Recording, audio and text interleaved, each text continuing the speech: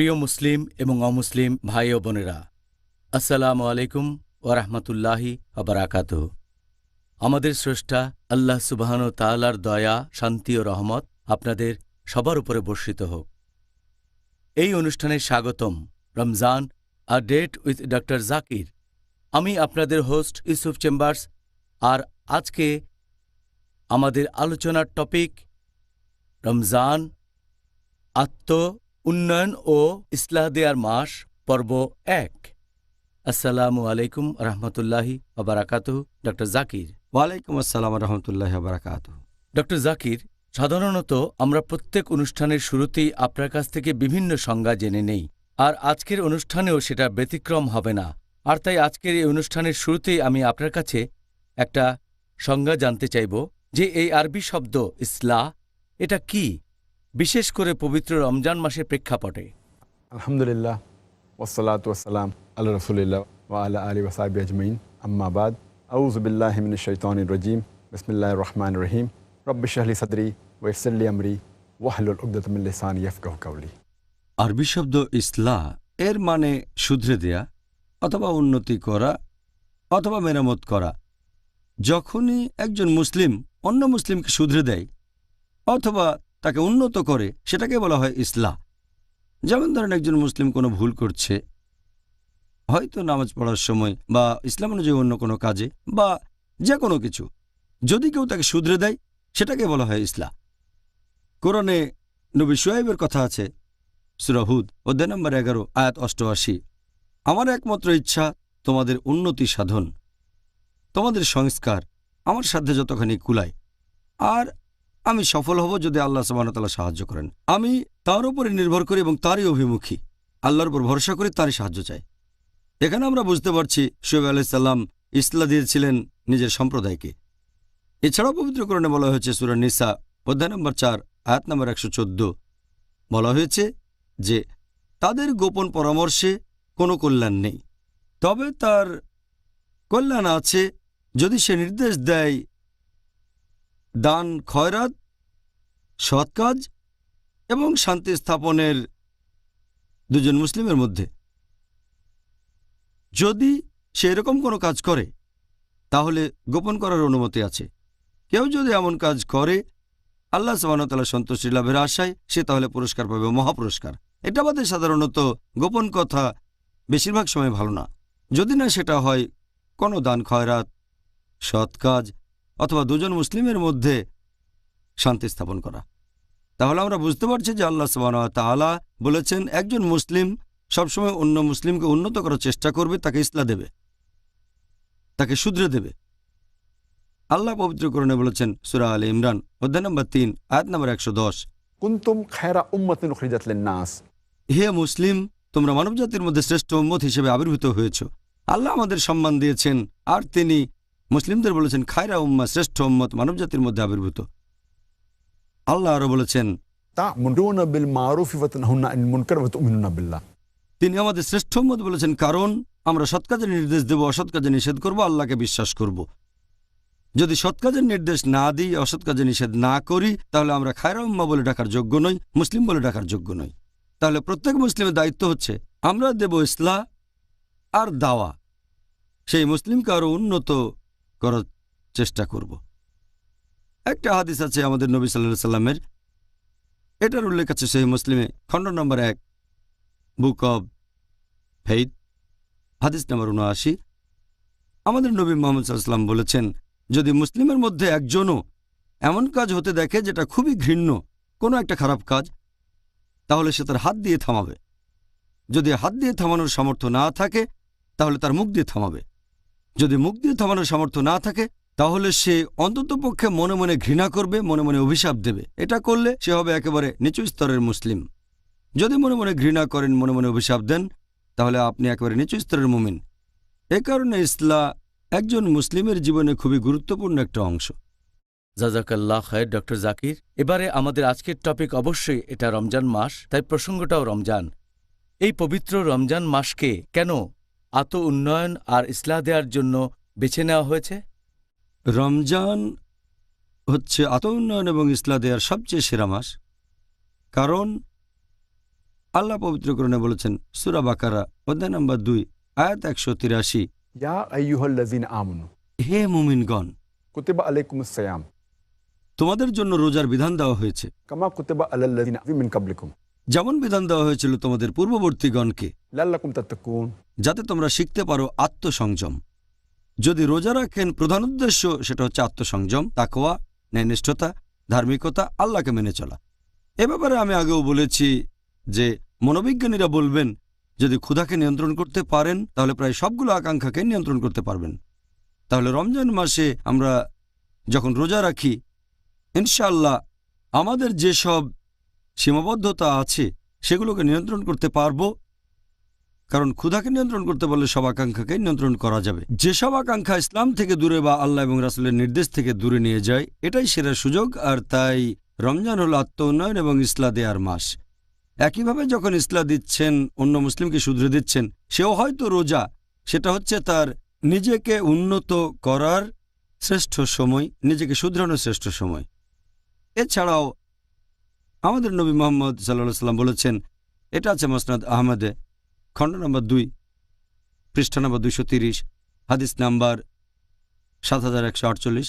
আমাদের প্রিয় নবী বলেছেন যে এই পবিত্র রমজান হচ্ছে সেই মাস যে মাসে বেহেশতের দরজা খোলা থাকে, দোজখের দরজা বন্ধ থাকে, আর শয়তান থাকে শেকলে বাঁধা। শয়তান যখন শেকলে বাঁধা তখন আপনার বিপথে যাওয়ার সম্ভাবনা কম, আপনি সরল পথে থাকবেন সে সম্ভাবনাই বেশি। শয়তান কম প্ররোচনা দেবে। আর এ কারণেই রমজান হলো শ্রেষ্ঠ মাস সারা বছরের মধ্যে যখন ইসলাহ দিতে পারবেন। এ সময় নিজেকে উন্নত করতে পারেন দুটোই। এই সময়টাতে শয়তান তাকে কম প্ররোচিত করবে, আর যেহেতু তখন বেহেশতের দরজা খোলা থাকে, ভালো জিনিসের দিকে আপনাকে আহ্বান করবে, দোজখের দরজা তখন বন্ধ থাকে, তাহলে আপনি পাপ কাজ থেকে দূরে থাকতে পারবেন।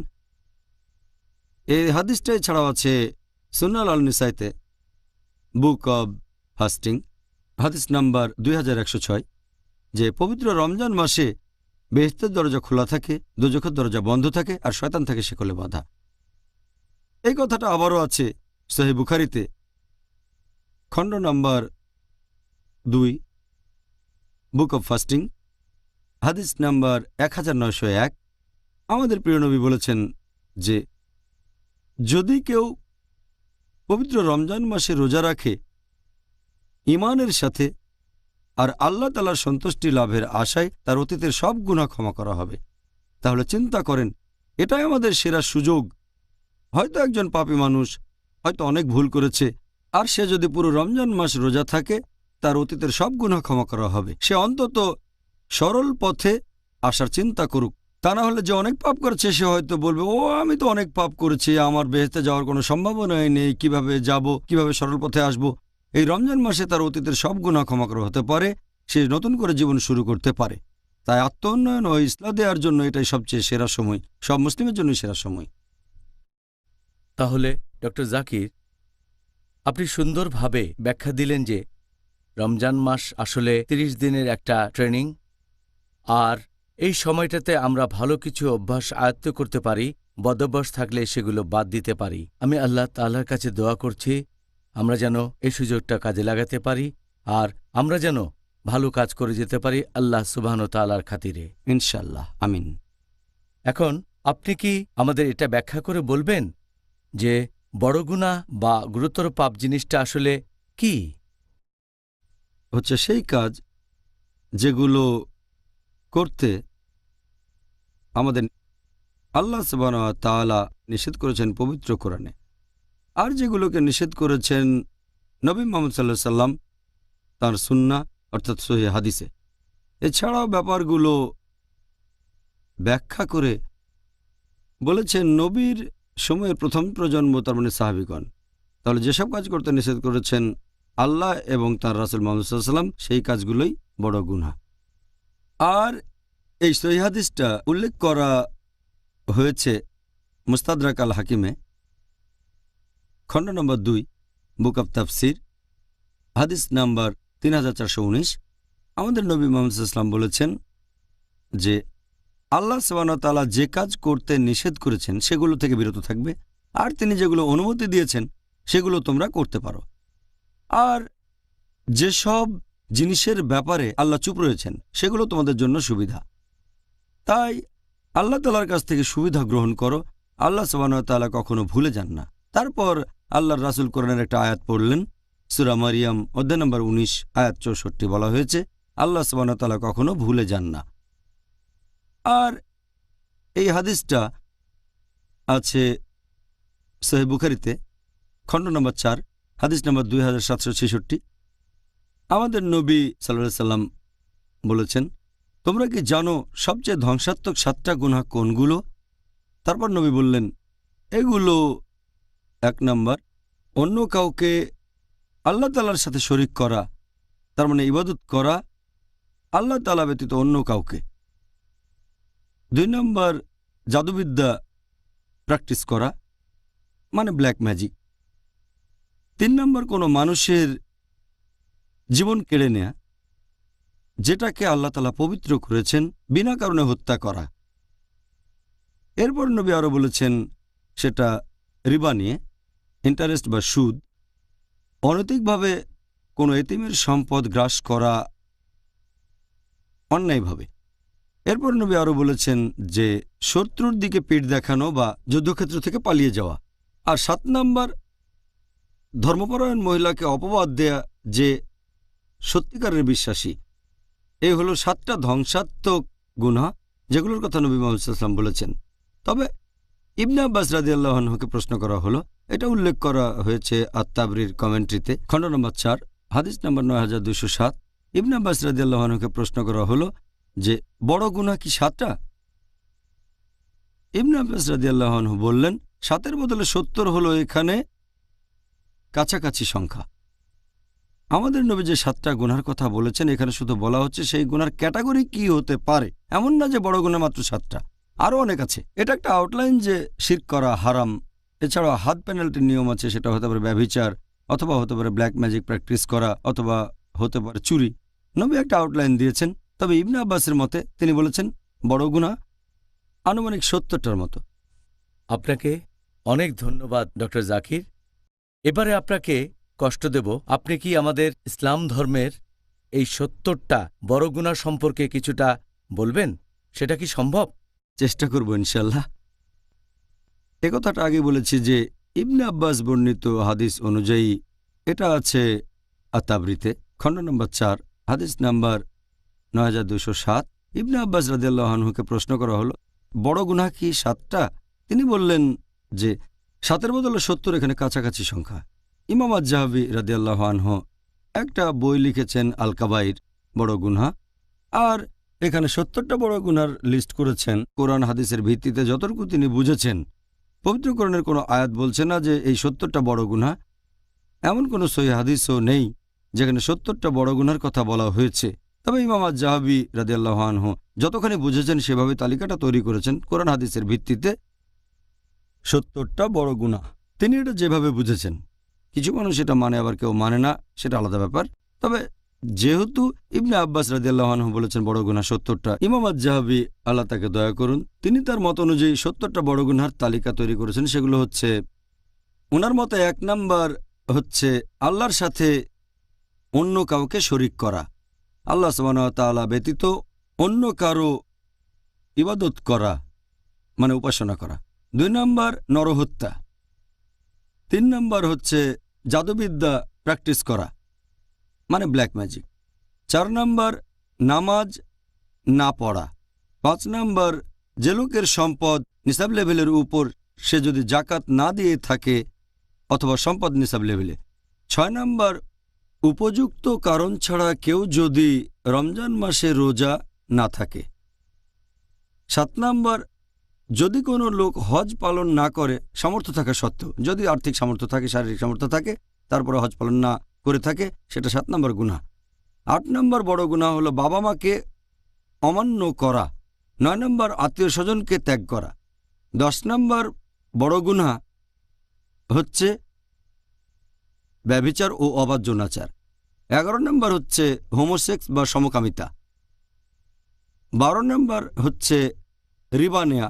রিবা নেয়া অথবা রিবা দেয়া অর্থাৎ ইন্টারেস্ট বা সুদ। যদি কেউ রিবা নেয় অথবা দেয়, এটা একটা বড় গুনাহ। 13 নম্বর অনৈতিকভাবে কোনো এতিমের সম্পদ গ্রাস করা।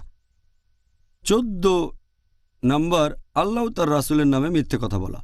15 নম্বর হচ্ছে শত্রুর দিকে পিঠ দেখানো বা যুদ্ধক্ষেত্র ছেড়ে পালিয়ে যাওয়া যদি শত্রুপক্ষ থাকে।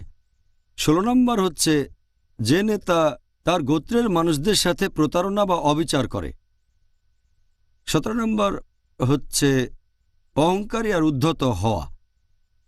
18 নম্বর মিথ্যে সাক্ষ্য দেয়া।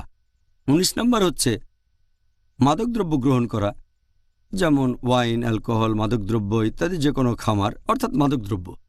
20 নম্বর জুয়া খেলা। নাম্বার 21 হচ্ছে ধর্মপরায়ণ মহিলাকে অপবাদ দেয়া। 22 নম্বর হচ্ছে গনিমতের মাল থেকে কিছু চুরি করা। 23 নম্বর হলো চুরি করা। 24 নম্বর হচ্ছে রাস্তায় ডাকাতি। 25 নম্বর কোনো মিথ্যে শপথ নেয়া। 26 নম্বর হলো অত্যাচার করা। 27 নম্বর হচ্ছে অনৈতিক আয়। 28 নম্বর হচ্ছে অন্যায়ভাবে গ্রাস করা কোনো সম্পদ উপভোগ করা। 29 নম্বর হচ্ছে আত্মহত্যা। 30 নম্বর হচ্ছে বারবার মিথ্যে বলা। 31 নম্বর হচ্ছে ভুল বিচার করা। 32 নম্বর হচ্ছে ঘুষ দেয়া অথবা ঘুষ নেয়া। 33 নম্বর হচ্ছে কোনো মহিলা পুরুষকে নকল করছে বা কোনো পুরুষ মহিলাকে নকল করছে। 34 নম্বর হচ্ছে যদি একজন পুরুষ কোনো ব্যভিচারী স্ত্রীর স্বামী হয়ে থাকে। 35 নম্বর হচ্ছে তালাকপ্রাপ্ত কোনো মহিলাকে বিয়ে করা যাতে ওই মহিলার আগের স্বামী তাকে বিয়ে করতে পারে।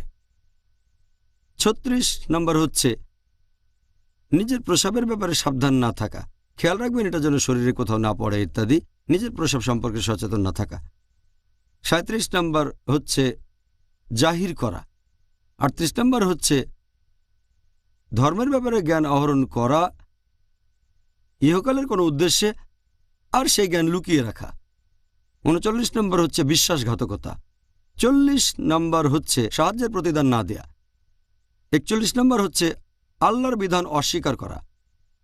42 নম্বর হচ্ছে অন্য কোনো মানুষের ব্যক্তিগত আলাপের কথাবার্তা শোনা। 43 নম্বর গল্প চালু করা। 44 নম্বর অভিশাপ দেয়া। 45 নম্বর কোনো চুক্তি ভঙ্গ করা। 46 নম্বর হচ্ছে হাত গণনা বা জ্যোতিষশাস্ত্রে বিশ্বাস করা। 47 নম্বর হচ্ছে যে মহিলা তার স্বামীর সাথে দুর্ব্যবহার করে থাকে। 48 নম্বর হচ্ছে মূর্তি তৈরি করা অথবা পেইন্টিং করা। 49 নম্বর বিলাপ করা অথবা নিজের জামাকাপড় ছিঁড়ে ফেলা বা এরকম কোনো কিছু যখন সে কোনো রকম বিপর্যয়ের মধ্যে পড়ে। 50 নম্বর অন্যদের সাথে অবিচার করা। 51 নম্বর বল প্রয়োগ করা নিজের স্ত্রী অথবা কোনো দাস অথবা কোনো গরিব লোক বা পশু পাখির উপরে। 52 নম্বর প্রতিবেশীর মনে কষ্ট দেয়া। 53 নম্বর মুসলিমদের নামে কুৎসা অপবাদ রটানো। 54 নম্বর মানুষকে অপমান করা আর তাদের সাথে উদ্ধত ব্যবহার করা।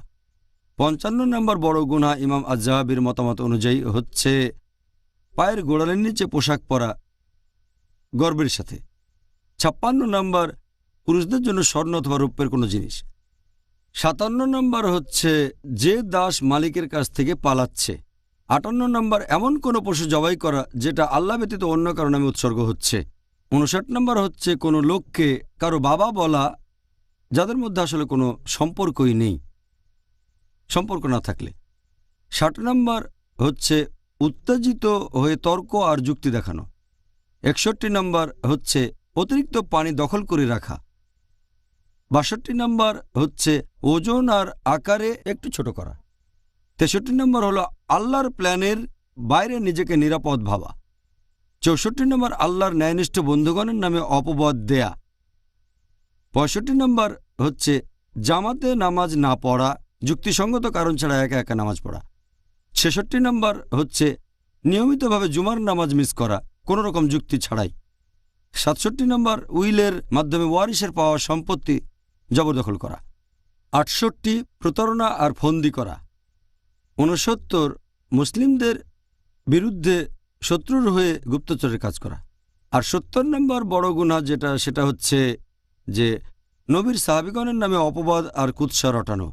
তাহলে এই হচ্ছে 70টা বড় গুনাহ যেগুলো তালিকা করেছেন ইমাম আজ-জাহাবি তার লেখা বই আল কাবাইর, তার মানে বড় গুনাহ, এটার ভিত্তিতে যে হাদিস সেটার বর্ণনা দিয়েছেন ইবনে আব্বাস রাদিয়াল্লাহু আনহু, যে বড় গুনাহ ৭০টা। এই তালিকাটা উনি বলেছেন, যেখানে কোরআন এবং হাদিসের ব্যাখ্যা করেছেন তিনি। কিছু বিশেষজ্ঞ এটার সাথে একমত যে বড় গুনাহ কি মোট ৭০টা নাকি ১৭টা নাকি ৩৫ নাকি ৭০। অনেক বিশেষজ্ঞ এটার সাথে একমত নন যে কিছু কাজ বড় গুনাহ না হওয়া উচিত, ছোট গুনাহ। অনেকে বলেন এটা হয়তো কোনো গুনাহই না, বিশেষজ্ঞগণ একমত না। তবে সামগ্রিকভাবে ইমাম আজ-জাহাবি, মাশাআল্লাহ, আল্লাহ তাকে শান্তিতে রাখুন, বিখ্যাত বিশেষজ্ঞ, তিনি বড় গুনাহর এই তালিকাটা তৈরি করেছেন। তবে এটা নিয়ে মতভেদ আছে। ও জাযাকাল্লাহ খায়ের ডক্টর জাকির, আপনি পরীক্ষায় ১০০-র মধ্যে ৯৫ পেয়েছেন। ডক্টর জাকির, আমাদের দর্শকরা এতক্ষণ আপনার মুখে ৭০টা বড় গুনাহের কথা শুনলেন। এখন এটা কি বলবেন যে একজন কি পুরস্কার পেতে পারে যদি এই গুরুতর পাপগুলো থেকে বিরত থাকে সারা জীবন ধরে? আল্লাহ পবিত্র কোরআনে বলেছেন, সূরা নিসা অধ্যায় নম্বর ৪ আয়াত নম্বর ৩১, যে যদি তোমাদেরকে যা নিষিদ্ধ করা হয়েছে তার মধ্যে যা গুরুতর সেগুলো থেকে বিরত থাকো, তাহলে আল্লাহ সুবহানাহু ওয়া তাআলা তোমাদের লঘুতর পাপগুলো মোচন করে দেবেন এবং সম্মানজনক স্থানে তোমাদের দাখিল করবেন। তার মানে যদি বড় গুনাহ থেকে বিরত থাকেন, আল্লাহ সুবহানাহু ওয়া তাআলা আপনার ছোট ছোট পাপগুলো সব মুছে দেবেন। তার মানে আপনাকে বেহেশতে জায়গা দেবেন। আল্লাহ এটা আবার বলেছেন সূরা শুরা অধ্যায় নম্বর ৪২ আয়াত নম্বর ৩৭। আল্লাহ বলেছেন যে যদি তোমরা বিরত থাকো গুরুতর পাপ ও অশ্লীল কাজ থেকে, এবং তারা যখন কারো উপর রেগে যায় কিন্তু তারপরও ক্ষমা করে, এখানে বলা হচ্ছে তাদের কথা যারা বেহেশতে যাবেন।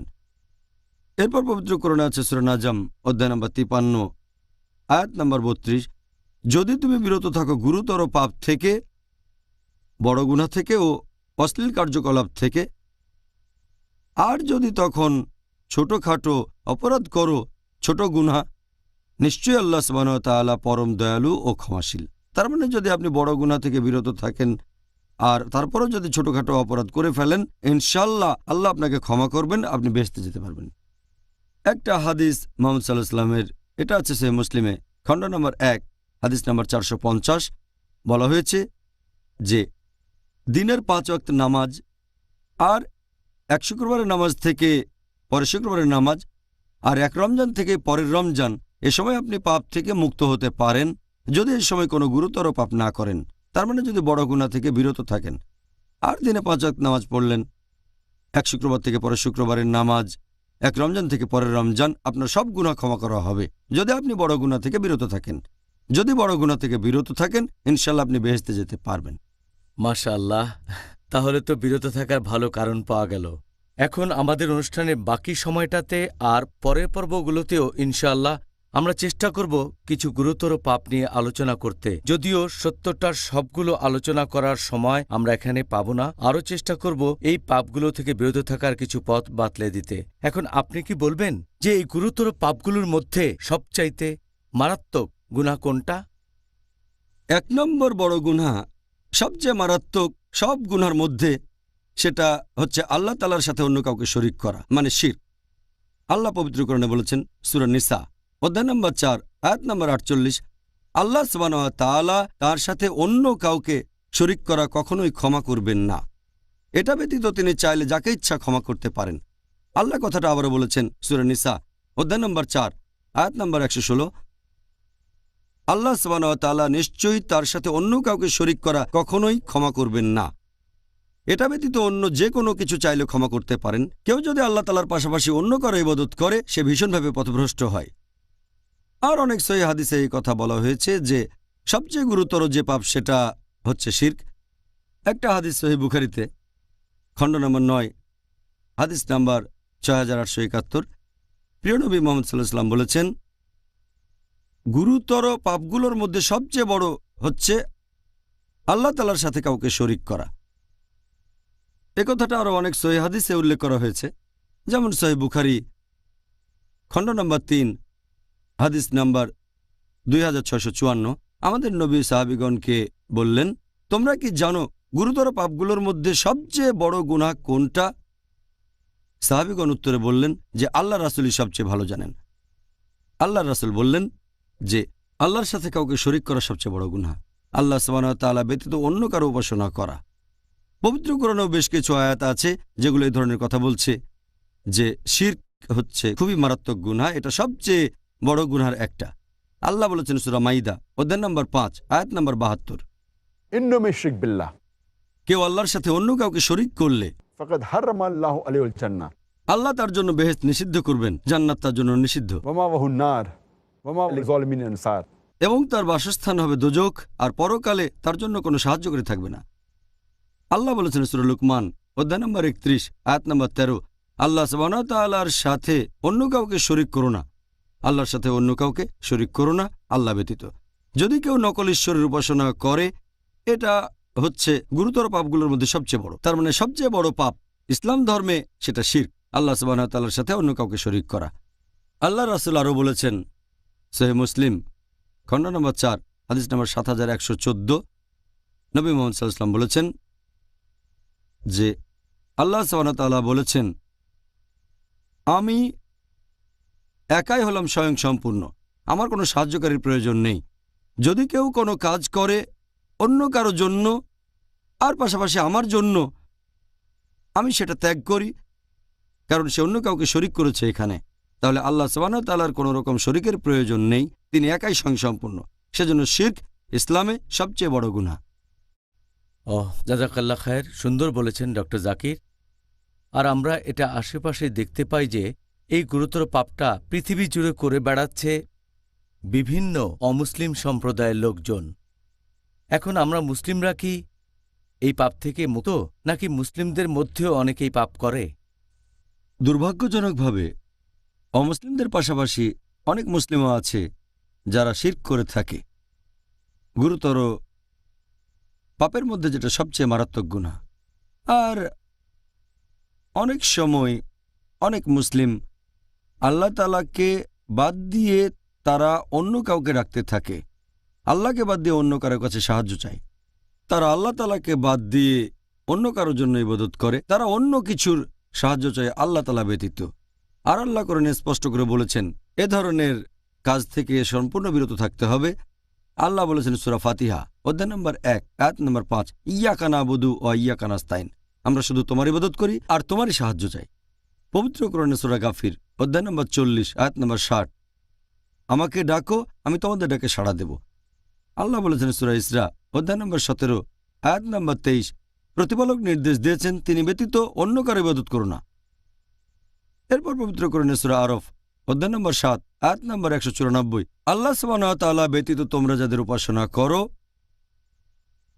তারা তো তোমাদের মতোই আল্লাহর বান্দা।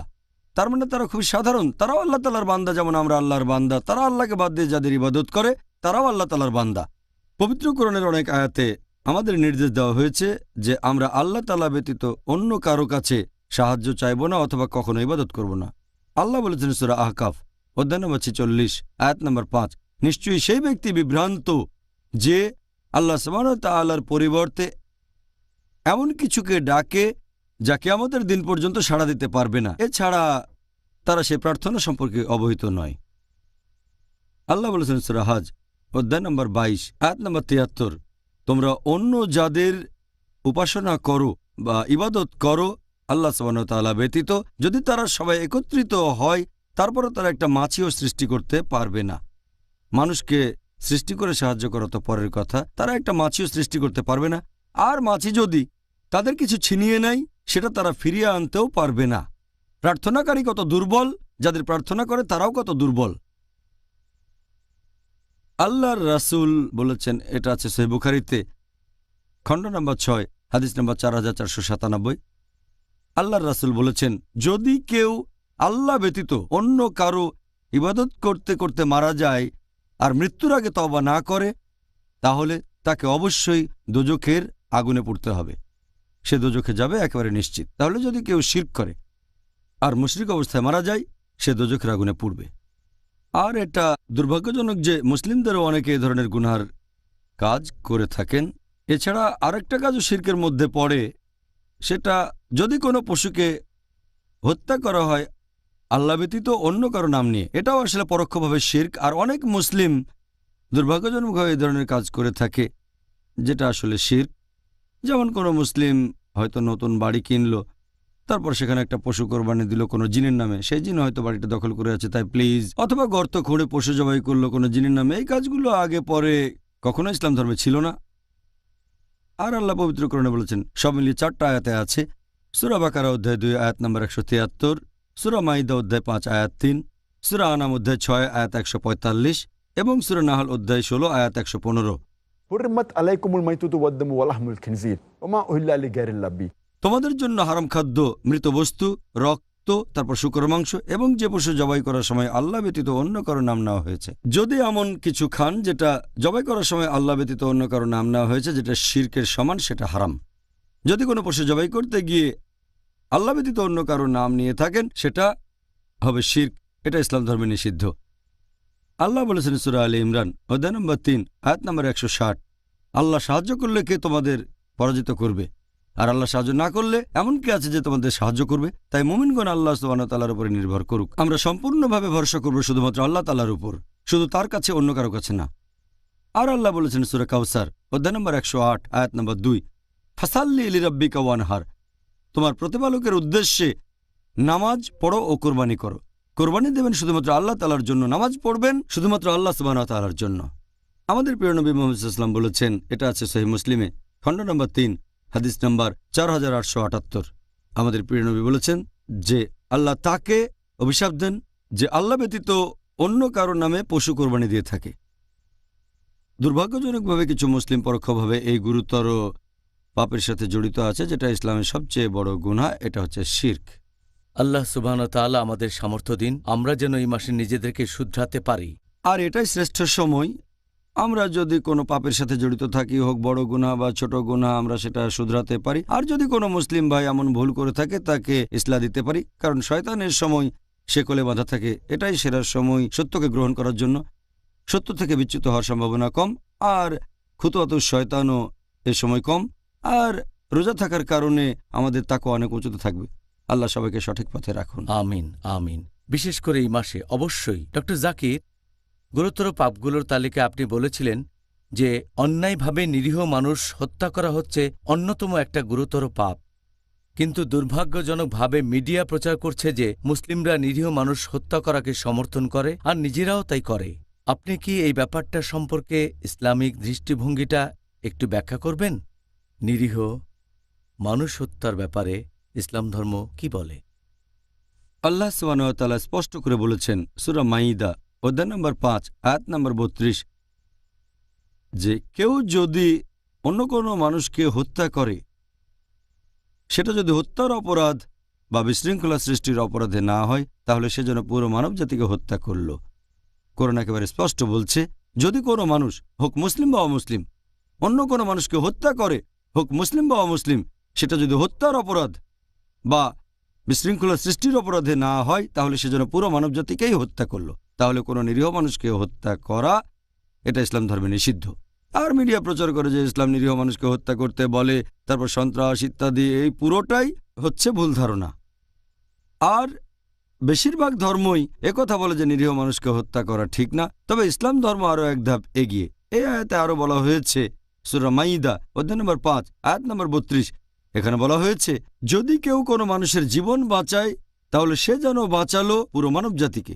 তার মানে যদি একজনের জীবন বাঁচান, হোক মুসলিম বা অমুসলিম, তাহলে যেন পুরো মানব জাতিকেই বাঁচালেন। তাহলে ইসলাম শুধুমাত্র নিরীহ মানুষ হত্যা করাকে নিন্দা করে না, অন্য মানুষের জীবন বাঁচাতে উৎসাহিত করে। আল্লাহ আরও বলেছেন সূরা আনাম অধ্যায় নম্বর 6 আয়াত নম্বর 151, কারো জীবন কেড়ে নিও না যেটাকে আল্লাহ তাআলা করেছেন পবিত্র, যদি না সেটা সঠিক আর আইনসম্মত হয়। তার মানে আপনি যদি কাউকে হত্যা করেন, নিরীহ মানুষকে, নিরীহ মানুষদের মারতে পারবেন না। তারপরও কেউ যদি মানুষ খুন করে থাকে, তখন ব্যাপারটা নিশ্চয়ই এরকম না যে লোকজন তার উপর প্রতিশোধ নেবে। এমন না যে লোকটাকে ধরে তারা মেরে ফেলবে, আমরা দেব তাকে আইনের কাছে। দেশটা ইসলামিক হলে বিচার হবে ইসলামিক আদালতে, বিচার করবেন কাজী, এবং এই কাজী সেখানে রায় দেবেন। মৃত্যুদণ্ড পাওনা হলে তাকে তাই দেওয়া হবে। এমন না যে মুসলিমরা তাদের নিজের হাতে আইন তুলে নেবে। তারা যাবে ইসলামিক আদালতে, দেশটা যদি ইসলামিক হয়, অথবা সে দেশের আদালতে।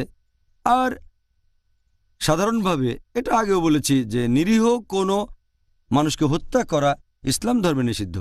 আর এই একই কথা বলেছেন আমাদের নবী মোহাম্মদ সাল্লাল্লাহু সাল্লাম। এটা আছে সহিহ বুখারীতে, খণ্ড নম্বর 9, হাদিস নম্বর 6871।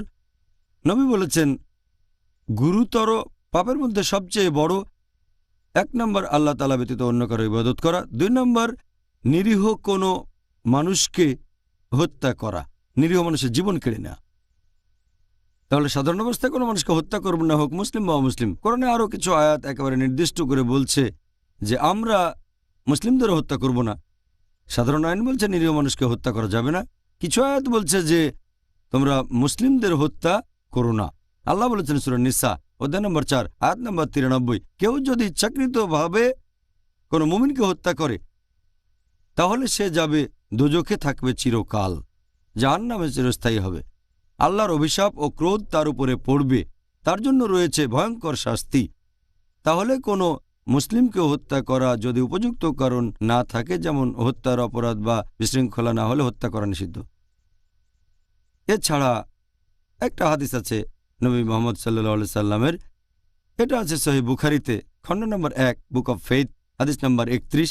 প্রিয় নবী মুহাম্মদ সাল্লাল্লাহু আলাইহি সাল্লাম বলেছেন, যদি দুজন বিশ্বাসী নিজেদের মধ্যে লড়াই করে হাতে তরবারি নিয়ে, আর যদি একজন আরেকজনকে হত্যা করে, দুজনেই খুনি আর খুন হওয়া ব্যক্তি দুজনেই দোজখে যাবে। এক সাহাবা তখন বললেন, এটা না হয় বুঝলাম যে খুনি সে দোজখে যাবে, কিন্তু খুন হওয়া মুসলিম কেন দোজখে যাবে? তখন নবী বললেন যে খুন হওয়া ব্যক্তিও একজন বিশ্বাসীকে হত্যা করতে চেয়েছিল, আর এ কারণেই তারা দোজখে যাবে। আরও একটা হাদিস আছে সহিহ বুখারীতে, খণ্ড নম্বর 9, হাদিস নম্বর 6862। আমাদের নবী বলেছেন যে একজন বিশ্বাসী সবসময় মুক্ত অবস্থায় থাকে যদি না সে অনৈতিকভাবে কোনো মানুষের জীবন কেড়ে নেয়। তার মানে অন্যায়ভাবে কোনো মানুষকে হত্যা করা, হোক মুসলিম বা অমুসলিম, এটা ইসলামে নিষিদ্ধ, একটা নিন্দনীয় কাজ। এটা খুব মারাত্মক রকমের বড় গুনাহ, 70টা বড় গুনার তালিকা এটা আছে 2 নম্বরে। আল্লাহ রক্ষা করুন আমরা যেন কখনো এই পাপটা না করি, ইনশাআল্লাহ। এবারে আপনি কি আমাদের দর্শকদের উদ্দেশ্যে এটা বলবেন যে জাদুবিদ্যা চর্চা করা, যেটাকে বলা হয় ব্ল্যাক ম্যাজিক, এটা নিষিদ্ধ কেন, আর ইসলামে এটি গুরুতর পাপ কেন? ইসলাম ধর্মে ব্ল্যাক ম্যাজিক হচ্ছে কুফরি, এটা কুফরি ইসলামে, আর এটাকে বলা হয়েছে গুরুতর পাপগুলোর মধ্যে একটা। এটা সহিহ বুখারীতে, খণ্ড নম্বর 4, হাদিস নাম্বার 2766। আমাদের প্রিয় নবী বলেছেন যে 7টা সবচেয়ে মারাত্মক গুনাহ হলো, প্রথম আল্লাহ ব্যতীত অন্যের উপাসনা করা, তার মানে শিরক। 2 নম্বর হচ্ছে নরহত্যা। 3 নম্বর হচ্ছে প্র্যাকটিস করা ব্ল্যাক ম্যাজিক, জাদুবিদ্যা। তাহলে আল্লাহর রাসূল মুহাম্মদ সাল্লাল্লাহু আলাইহি সাল্লাম তিনি নিজেই বলেছেন যে এই ব্ল্যাক ম্যাজিক বা জাদুবিদ্যা চর্চা করা ইসলাম ধর্মে পুরোপুরি নিষিদ্ধ। আর আল্লাহ পবিত্র কোরআনে বলেছেন সূরা বাকারা অধ্যায় নম্বর 2 আয়াত নম্বর 102 যে এই শিক্ষা তাদের ক্ষতি সাধন করবে, আর এতে করে তাদের কোনো উপকার হবে না। এই ব্ল্যাক ম্যাজিক শুধু ক্ষতিই ডেকে আনে, এতে করে কারোরই কোনো লাভ হয় না। এরপর পবিত্র কোরআনে সূরা তাহা অধ্যায় নম্বর 20 আয়াত নম্বর 64 বলা হয়েছে যে এই সব জাদুকরেরা তাদের যত দক্ষতায় থাকুক কখনোই সফল হতে পারবে না, কখনোই সফল হবে না, সে তাদের যতই দক্ষতা থাকুক। এছাড়া পবিত্র কোরআনে সূরা বাকারা অধ্যায় নম্বর 2 আয়াত নম্বর 102 যে সুলাইমান আলাইহিস সালাম কুফরি করেননি, বরং শয়তানরা তারাই সেখানে কুফরি করেছিল, কারণ তারা জাদুবিদ্যা প্র্যাকটিস করত। আর অন্যান্য জিনিস যেগুলো পাঠানো হয়েছিল ব্যাবিলন শহরে 2 ফেরেশতার কাছে, হারুত ও মারুত, তবে এই 2 ফেরেশতা তারা কখনোই কুফরি করেনি, কখনোই অবিশ্বাস করেনি, তারা কখনো জাদুবিদ্যা প্র্যাকটিস করেনি, বরং সবসময় মানুষকে বলতেন আমরা এখানে এসেছি পরীক্ষার স্বরূপ, এটা পরীক্ষা, তাই তোমরা অবিশ্বাস করো না। এবং জাদুবিদ্যা প্র্যাকটিস করো না। তাহলে জাদুবিদ্যা ইসলাম অনুযায়ী এটা কুফরি। আর কোনো লোক জাদুবিদ্যা প্র্যাকটিস করলে তার শাস্তি হবে মৃত্যুদণ্ড। দুর্ভাগ্যজনকভাবে অনেক মুসলিম জাদুবিদ্যা প্র্যাকটিস করে। অনেক মুসলিম আবার এমন লোকের কাছেও যায় যে জাদুবিদ্যার সাহায্য করে প্রতিহিংসাকে বাস্তবায়িত করবে, জাদু দিয়ে শত্রুর ক্ষতি। এটা ইসলামে পুরোপুরি হারাম, পুরোপুরি নিষিদ্ধ। দুর্ভাগ্যজনকভাবে কিছু মুসলিম তাদের উপর জাদু করা হলে তারা কোনো জাদুকরের কাছে যায়, সেই জাদু থেকে বাঁচার জন্য জাদুকরকে অনুরোধ করে। এখানে আপনি সাহায্য চাইবেন আল্লাহ সুবহানাহু ওয়া তাআলার কাছে।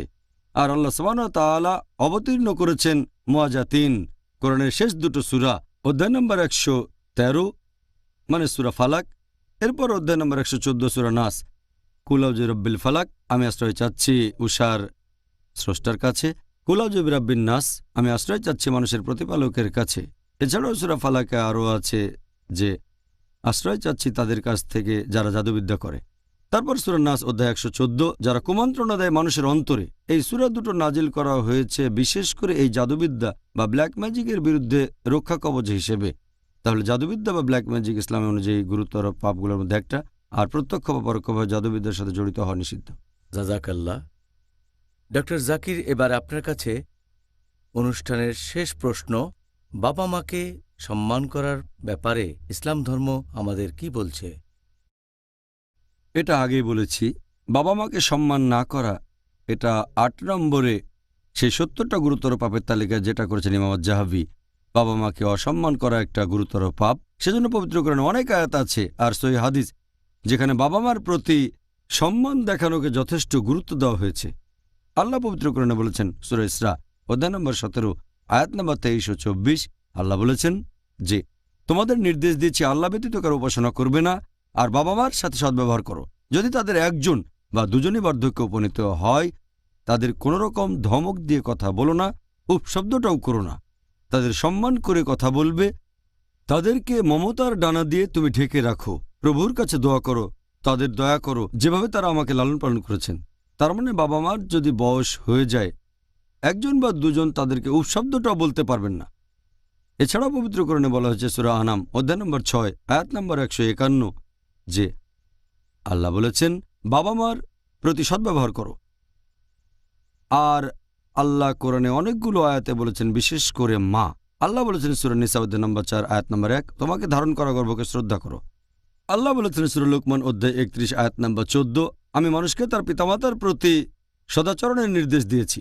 অনেক কষ্ট সহ্য করে মা সন্তানকে গর্ভে ধারণ করে আর 2 বছরে তা দুধ ছাড়ানো হয়। আল্লাহ বলছেন সূরা আকাব অধ্যায় নম্বর 46 আয়াত নম্বর 15 আমি মানুষকে নির্দেশ দিয়েছি পিতামাতার প্রতি সদ্ব্যবহার করতে।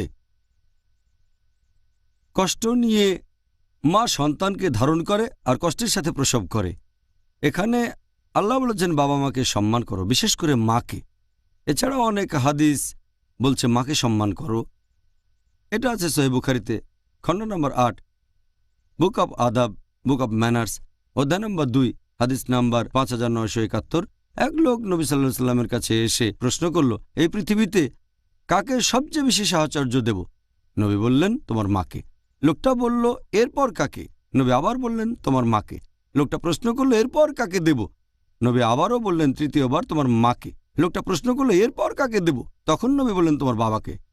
তার মানে 75% বা 4 ভাগের 3 ভাগ সাহচর্য পাচ্ছে মা, আর 25% বা 4 ভাগের 1 ভাগ বাবা।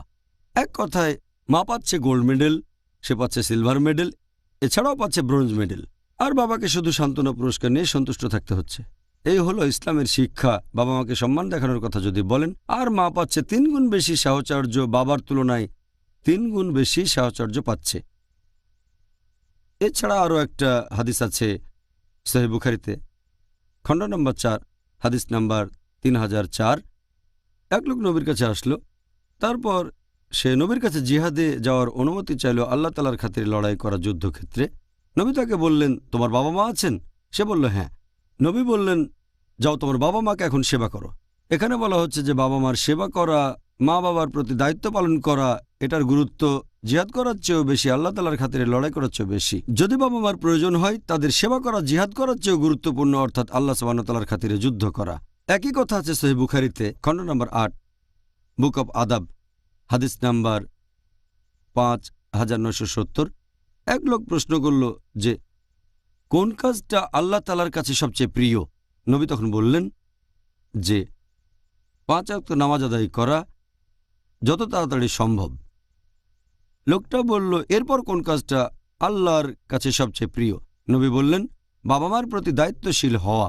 লোকটা বলল, এরপর কোন কাজটা? নবী বললেন, আল্লাহ তাআলার পথে লড়াই করা, জিহাদ করা।